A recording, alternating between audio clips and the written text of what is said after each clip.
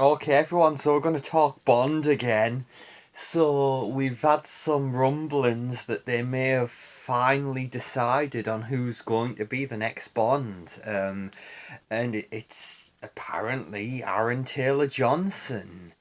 It's um, it's interesting because we'd heard some rumblings last year that he'd screen tested for the role. Apparently, it went over really well, according to rumblings, but then it all quietened back off. And again, you hear all these different articles there's always a new quote unquote front runner or the odds, great odds on so and so to be the next Bond. But it looks as though there's some credibility, some foundation to this. Obviously, Mr. H has come out and done a video on it. So apparently, the offer's being made, and it's just a case of signing the contract. So who, obviously, at the minute, the powers that be, they're keeping quiet on the issue. They're not commenting on anything, making any official comment.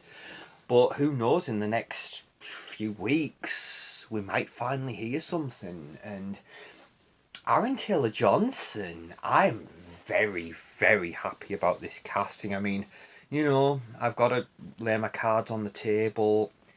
I was really wanting Henry Cavill. He's 40, of course, and apparently, the producers are considering that too old, which I don't agree with that. Roger Moore was 45 when he did Live and Let Die. I think Pierce Brosnan was early 40s, 41 or 42. And you look at Cavill and you put it this way, you look at Cavill and think, yeah, this is a guy who could play the role for a good 10 years. But fair enough, but Aaron Taylor Johnson is a fine choice. 33, he's 33. So again, that's a good age. I think Sean Connery was slightly younger. He was 31 or 32 when he did Doctor No. So it's a good age. It's a good age.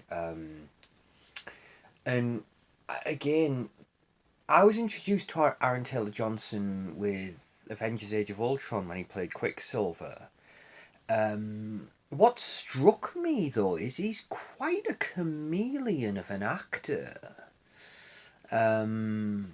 I adored him in Bullet Train though, and obviously that's what the common or the general thought is, that Bullet Train was kind of his audition piece for Bond, and I just love Bullet Train through that. It's one of those films that I really felt, yeah, this film was made for me.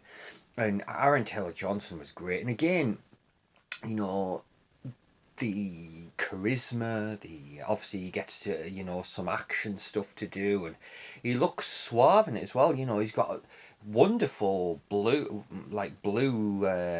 pinstripe suit that he's got in the film. He looks great. So he looks great. Obviously, never hurts to look good in a suit when you're going in for Bond. Um, but yeah, Aaron Taylor Johnson, fine choice, absolutely fine choice. I'm hoping that this really is, legitimate. And again, 33, this is a guy could, again, good 10 years, we could get, obviously, you got to believe it's going to be at least a three picture deal. Um, Hopefully more, because it's always nice to be able to spend time with an actor in the role. Obviously, I adore Roger Moore, and we spent 12 years with him. Um, Obviously, by contrast, Timothy Dalton, who I absolutely adore, just such a shame that we only got two movies with him.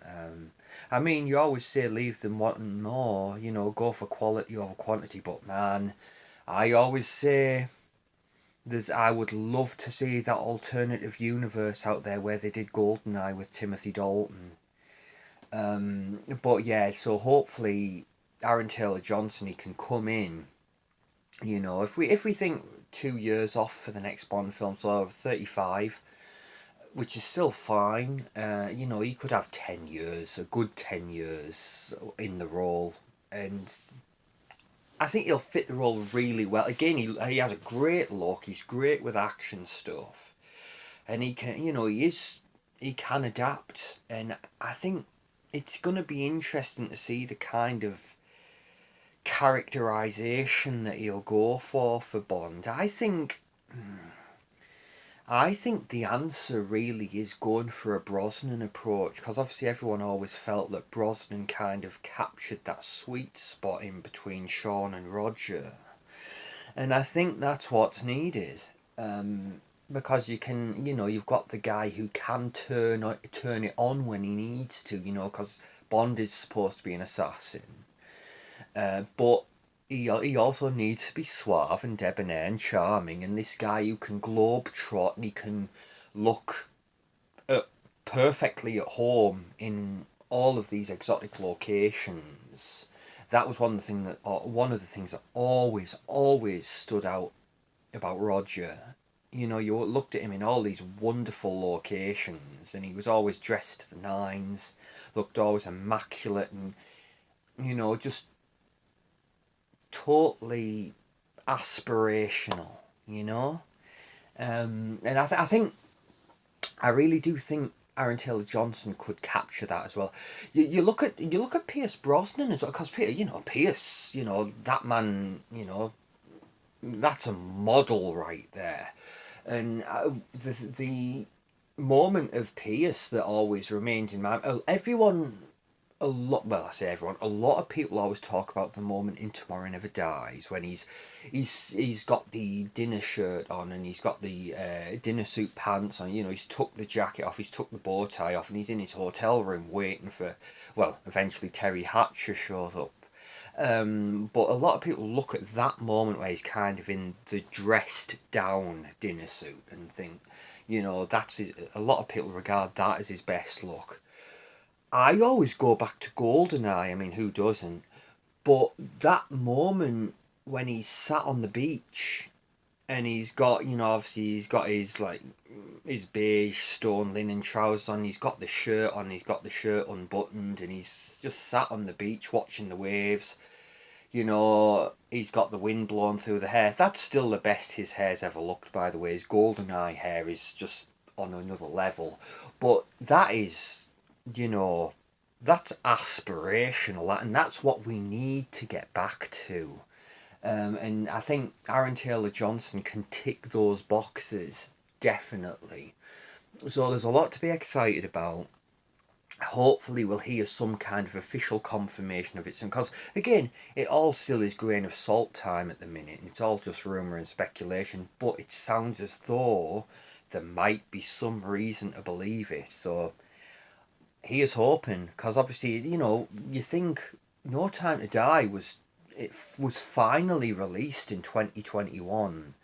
We're knocking on 3 years ago, but even then the film itself was shot and then put on a shelf for a while. So it's been a long time, really, since a Bond film was actually made. So, hey, let's get going. I mean, fair enough. If the announcement this year, and then things probably wouldn't get rolling until next year at the earliest. But just to get something concrete. But yeah, that pretty much wraps this up. Again, thank you for listening to me talk about it. I'd love to hear your thoughts as well. Please feel free to share them. And that pretty much wraps this up. So I will see you all in the next one. Thank you, everyone. Bye bye.